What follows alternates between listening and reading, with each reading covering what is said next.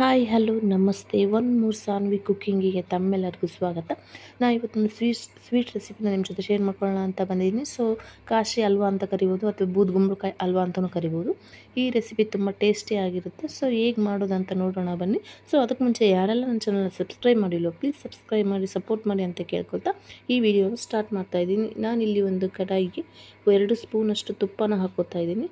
So ತುಪ್ಪನ ಹಾಕಿಬಿಟ್ಟು ನಾನಿಲ್ಲಿ ಸ್ವಲ್ಪ ದ್ರಾಕ್ಷಿ, ಗೋಡಂಬಿ ಹಾಗೆ ಬಾದಾಮಿನ ಜಜ್ಜಿ ಪುಡಿ ಮಾಡಿಕೊಂಡು ಸ್ವಲ್ಪ ಡ್ರೈ ರೋಸ್ಟ್ ಮಾಡ್ಕೋತಾ ಇದ್ದೀನಿ. ಈ ಥರ ಸ್ವಲ್ಪ ಕಲರ್ ಚೇಂಜ್ ಆಗೋರು ಸ್ವಲ್ಪ ತುಪ್ಪದಲ್ಲಿ ಫ್ರೈ ಮಾಡಿಕೊಂಡು ಇದನ್ನು ಎತ್ತಿಟ್ಕೋತಾ ಇದ್ದೀನಿ. ಅದೇ ಕಡಾಯಿನೇ ಮತ್ತೆ ಇಟ್ಬಿಟ್ಟು ನಾನು ಇಲ್ಲಿ ಬೂದುಗುಂಬಳಕಾಯಿನ ತುರಿದಿಟ್ಕೊಂಡಿದ್ದೆ. ಸೊ ಈಗ ತುರಿದಂಥ ಬೂದುಗುಂಬಳಕಾಯಿನ ನಾನೀಗ ಕಡಾಯಿಗೆ ಹಾಕ್ಕೋತಾ ಇದ್ದೀನಿ. ಸೊ ಇದು 2 ನಿಮಿಷ ನಾವು ಚೆನ್ನಾಗಿ ಇದನ್ನು ಹಾಗೆ ಫ್ರೈ ಮಾಡ್ಕೋಬೇಕಾಗುತ್ತೆ. ಈಗ ಒಂದು ಸ್ವಲ್ಪ ಬಿಸಿ ಆದ ನಂತರ ನಾನು ಇದಕ್ಕೆ 2 ಬೌಲಷ್ಟು ಹಾಲನ್ನು ಮಿಕ್ಸ್ ಮಾಡ್ಕೋತಾ ಇದ್ದೀನಿ. ಸೊ ಹಾಲು ಬೂದುಗುಂಬಳಕಾಯಿ ಮುಳುಗೋವಷ್ಟು ಹಾಕ್ಕೊಂಡ್ರೆ ಸಾಕು. ಸೊ ನಾನಿಲ್ಲಿ 2 ಬೌಲಷ್ಟು ಹಾಲು ಬೇಕಾಯ್ತು ಇದು ಮುಳುಗೋಕ್ಕೆ. ಸೊ ಹಾಗಾಗಿ 2 ಬೌಲಷ್ಟು ಹಾಲನ್ನು ಹಾಕ್ಕೋತಾ ಇದ್ದೀನಿ.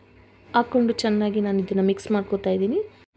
ಕುಂಬಳಕಾಯಿ ತುಂಬ ಸ್ಮೂತ್ ಆಗೋವರೆಗೂ ಸ್ವಲ್ಪ ಪೇಸ್ಟ್ ಆಗೋವರೆಗೂ ಇದನ್ನು ನಾವು ಚೆನ್ನಾಗಿ ಬೇಯಿಸ್ಕೋಬೇಕಾಗುತ್ತೆ. ಸೊ ಹಾಗಾಗಿ ಇದು ಬೇಯಲಿಕ್ಕೆ ಸ್ವಲ್ಪ ಟೈಮ್ ಬೇಕು. ಸೊ ಚೆನ್ನಾಗಿ ಮಿಕ್ಸ್ ಮಾಡ್ಕೊತಾ ಇದನ್ನು ಬೇಯಿಸ್ಕೋಬೇಕಾಗುತ್ತೆ. ಸೊ ಈಗ ಸ್ವಲ್ಪ ಮುಕ್ಕಾಲು ಭಾಗದಷ್ಟು ಬೆಂದಿದೆ. ನಾನು ಇದಕ್ಕೆ ಒಂದು ಮುಕ್ಕಾಲು ಬೌಲಷ್ಟು ಸಕ್ಕರೆನ ಹಾಕೋತಾ ಇದ್ದೀನಿ. ಈಗ ಸಕ್ಕರೆನ ಹಾಕಿಬಿಟ್ಟು ನಾನು ಇದನ್ನು ಚೆನ್ನಾಗಿ ಮಿಕ್ಸ್ ಮಾಡ್ಕೊತಾ ಇದ್ದೀನಿ. ಸಕ್ಕರೆ ಹಾಕಿಂದೆ ಮತ್ತೆ ನೀರು ಬಿಡುತ್ತೆ. ಸೊ ಹಾಗಾಗಿ ನೀವು ಹಾಲನ್ನು ಕಡಿಮೆ ಹಾಕ್ಕೊಳ್ಳಿ ಮೊದಲಿಗೆ. ಸೊ ಈಗ ನೋಡಿ, ನೀವು ನೋಡ್ತಾ ಇರ್ಬೋದು ನಾನು ಸಕ್ಕರೆ ಹಾಕಿಂದ ಯಾವ ಥರ ಸ್ವಲ್ಪ ಮತ್ತೆ ತೆಳ್ಳಗಾಯಿತು ಅಂತ. ಸೊ ಇದನ್ನು ಮಿಕ್ಸ್ ಮಾಡ್ಕೊತ ಇದರಲ್ಲಿರುವಂತಹ ನೀರಿನ ಅಂಶ ಎಲ್ಲ ಹೋಗಬೇಕು. ಆ ಥರ ಇದನ್ನು ಚೆನ್ನಾಗಿ ನಾವು ಇದನ್ನು ಬೇಯಿಸ್ಕೋಬೇಕಾಗುತ್ತೆ. ನೋಡಿ, ಈ ಥರ ಚೆನ್ನಾಗಿ ಬೇಯ್ತಾ ಇದೆ. ಸೊ ನೀರೆಲ್ಲ ಬಿಟ್ಕೋತಾ ಇದೆ. ಸೊ ಇದು ಎಲ್ಲ ಫುಲ್ಲು ಡ್ರೈ ಥರ ಆಗಬೇಕು. ಸೊ ನಾನೀಗ ಸ್ವಲ್ಪ ಕಲರಿಗೆ ಒಂದು ಚಿಟಿಗೆಯಷ್ಟು ನಾನು ಕಲರ್ನ ಆ್ಯಡ್ ಮಾಡ್ಕೋತಾ ಇದ್ದೀನಿ. ಸೊ ಈ ಥರ ಕಲರ್ನ ಆ್ಯಡ್ ಮಾಡ್ಕೊಂಡಿದ್ದೆ. ಕಲರ್ ನೋಡಿ ಯಾವ ಥರ ಚೇಂಜ್ ಆಯಿತು. ಸೊ ಈ ಥರ ಕಲರ್ನ ಆ್ಯಡ್ ಮಾಡಿಕೊಂಡು ಚೆನ್ನಾಗಿ ಮತ್ತೆ ಮಿಕ್ಸ್ ಮಾಡ್ಕೋತಾ ಇದ್ದೀನಿ. ಈ ಥರ ಕೈ ಬಿಡದೆ ನೀವು ಚಮಚದ ಸಹಾಯದಿಂದ ಇದನ್ನು ತಿರುಗಿಸ್ತಾನೆ ಇರಬೇಕೆಂದರೆ, ಯಾಕಂದರೆ ಬೂದುಗುಂಬಳಕಾಯಿ ಬೇಗ ತಳ ಹಿಡಿಬಿಡುತ್ತೆ. ಸೊ ಹಾಗಾಗಿ ಚೆನ್ನಾಗಿ ಮಿಕ್ಸ್ ಮಾಡ್ಕೊತ ನಾನು 2 ಸ್ಪೂನಷ್ಟು ತುಪ್ಪನ ಹಾಕ್ಕೋತಾ ಇದ್ದೀನಿ. ತುಪ್ಪನ ಹಾಕ್ಕೊಂಡು ಮತ್ತೆ ಮಿಕ್ಸ್ ಮಾಡ್ಕೋತಾ ಇದ್ದೀನಿ. ಈ ಥರ ಚೆನ್ನಾಗಿ ನೀರಿನ ಅಂಶ ಹೋಗೋವರೆಗೂ ನಾವು ಇದನ್ನು ಚೆನ್ನಾಗಿ ಬೇಯಿಸ್ಕೋಬೇಕಾಗುತ್ತೆ. ಸೊ ಈಗ ನಾನು 1 ಸ್ಪೂನಷ್ಟು ಏಲಕ್ಕಿ ಪೌಡರನ್ನು ಹಾಕ್ತಾಯಿದ್ದೀನಿ. ಏಲಕ್ಕಿ ಪೌಡ್ರ್ ಇಲ್ಲಾಂದರೆ ಏಲಕ್ಕಿನ ಕುಟ್ಟಿ ಹಾಕ್ಬೋದು. ಸೊ ಏಲಕ್ಕಿ ಪೌಡ್ರ್ ಹಾಕ್ಕೊಂಡು ಚೆನ್ನಾಗಿ ಮತ್ತೆ ಮಿಕ್ಸ್ ಮಾಡ್ಕೋತಾ ಇದ್ದೀನಿ. ನೋಡ್ತಾ ಇರ್ಬೋದು ನೀರಿನ ಅಂಶ ಎಷ್ಟು ಕಡಿಮೆ ಆಗಿದೆ ಅಂತ.